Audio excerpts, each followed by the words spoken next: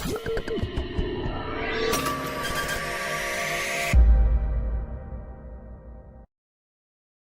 Children, இப்போ பார்க்க போகிற வீடியோ உங்களுக்கு பிடிச்சிருந்ததுன்னா லைக் பண்ணுங்கள், ஷேர் பண்ணுங்கள், கமெண்ட் பண்ணுங்கள், மறக்காமல் ஹைப் பண்ணுங்கள். Hello children, welcome back to our channel trending Abi. நம்ம வந்து CBSE maths grade 4 NCERT syllabus தான் பார்க்க போகிறோம், மேக்ஸ் நேலா. ஓகே சில்ட்ரன், இப்போ நம்ம வந்து சாப்டர் 1 ஸ்டார்ட் பண்ணலாம். Shapes around us. ஓகேவா? நெக்ஸ்ட் சம் பார்க்கலாம். Use the dot grid given below to draw several 3 and 4 sided shapes. So 3 sided shapes நம்ம draw பண்ண போகிறோம், 4 sided shapes draw பண்ண போகிறோம் dot gridல. Circle the shapes that have one or more right angles. So ஒரு சில ஷேப்ஸில் 1 right angle இருக்கும், or more, 1க்கு மோர்னா 2, 3 எத்தனை நாளும் இருக்கலாம். ஸோ இந்த மாதிரி இருக்கிறத நம்ம சர்க்கிள் பண்ண போகிறோம். ரைட் ஆங்கிள்ஸே இல்லைன்னா சர்க்கிள் பண்ணக்கூடாது. So first of all right angles எப்படி இருக்கும் சொல்லுங்கள் பார்க்கலாம். எல் ஷேப்பில் இருக்கும். இந்த மாதிரி எல் ஷேப்பில் இருக்கும். Very good. 90 டிகிரி ஃபார்ம் ஆகும். ஸோ இதுதான் நம்ம ரைட் ஆங்கிள்ஸ்னு படிச்சிருக்கோம். இப்போ நான் ஃபஸ்ட்டு 3 சைடட் வரைகிறேன். 3 சைடட் வந்து ட்ரையாங்கிள் ட்ரா பண்ண போகிறேன்.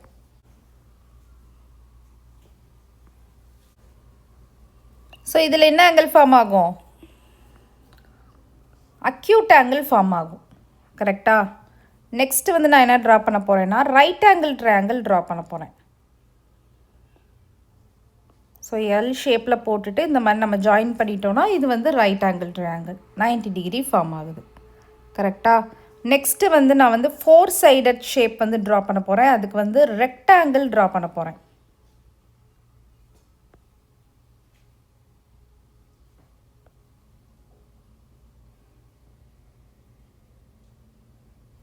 நெக்ஸ்ட் வந்து ஸ்கொயர் ட்ரா பண்ண போகிறேன். ஸ்கொயர் எத்தனை sided shape? 4 sided shape. 4 sided shape. Next வந்து நான் வந்து பேரலோகிராம் ட்ரா பண்ண போகிறேன். ரெக்டாங்கிளே கொஞ்சம் நம்ம டில்டட் பொசிஷனில் ட்ரா பண்ணோம் அப்படின்னா பேரலோகிராம் வரும். கரெக்டாக?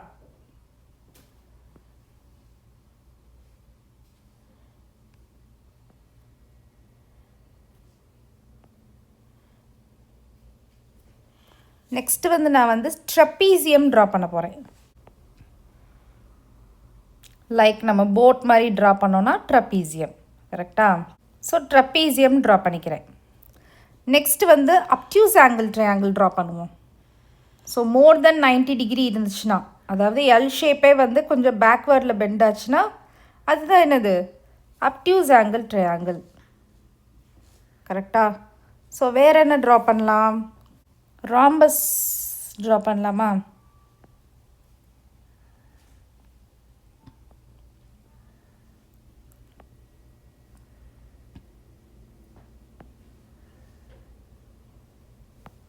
ஸோ இது வந்து ஒரு 4 சைடட் ஷேப்.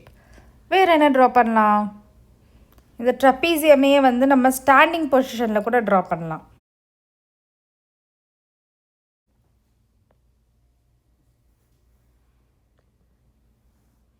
ஸோ இதுவும் ஒரு 4 சைடட் ஷேப். வேறு என்ன ட்ரா பண்ணலாம்?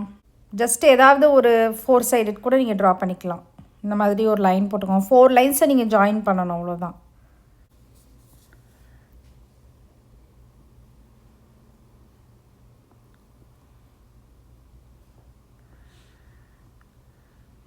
ஸோ இது வந்து ஒரு 4 சைடட் ஷேப். வேறு என்ன ட்ரா பண்ணலாம்? இந்த அப்டியூஸ் ஆங்கிள் ட்ரையாங்கிளையே வேறு ஆங்கிளில் நம்ம ட்ரா பண்ணலாமா? இன்வெர்டட் பொசிஷனில்.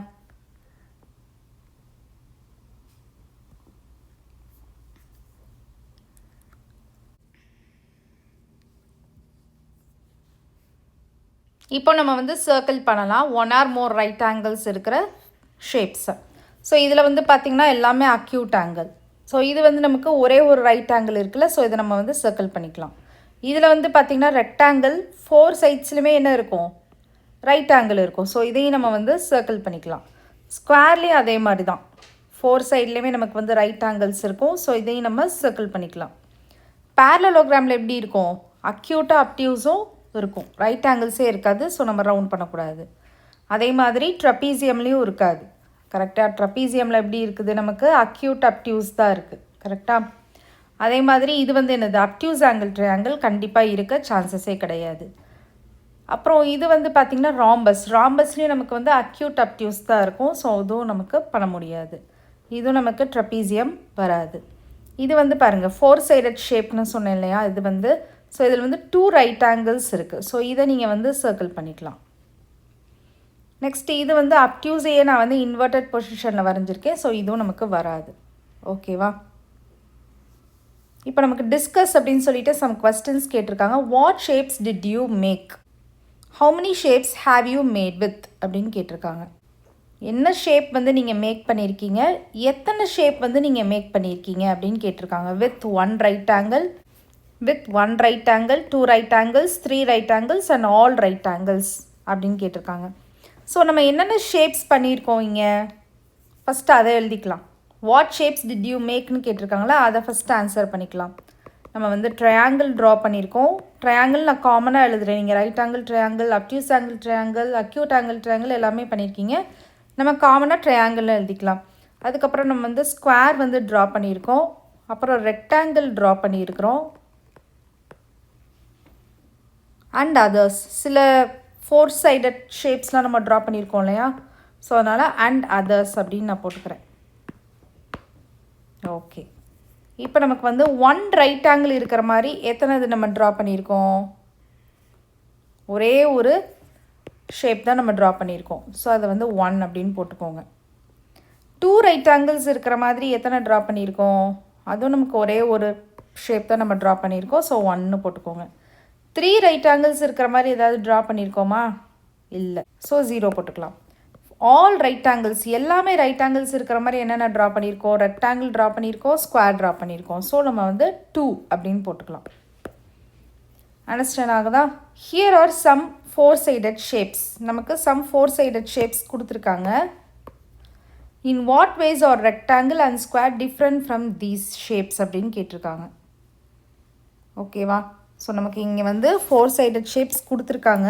இது எந்தெந்த வழியிலலாம் ரெக்டாங்கிள் அண்ட் ஸ்கொயரை விட டிஃப்ரெண்ட்டாக இருக்குதுன்னு கேட்குறாங்க. இது எந்தெந்த வேல ரெக்டாங்கிள் அண்ட் ஸ்கொயரை விட டிஃப்ரெண்ட்டாக இருக்குதுன்னு கேட்குறாங்க.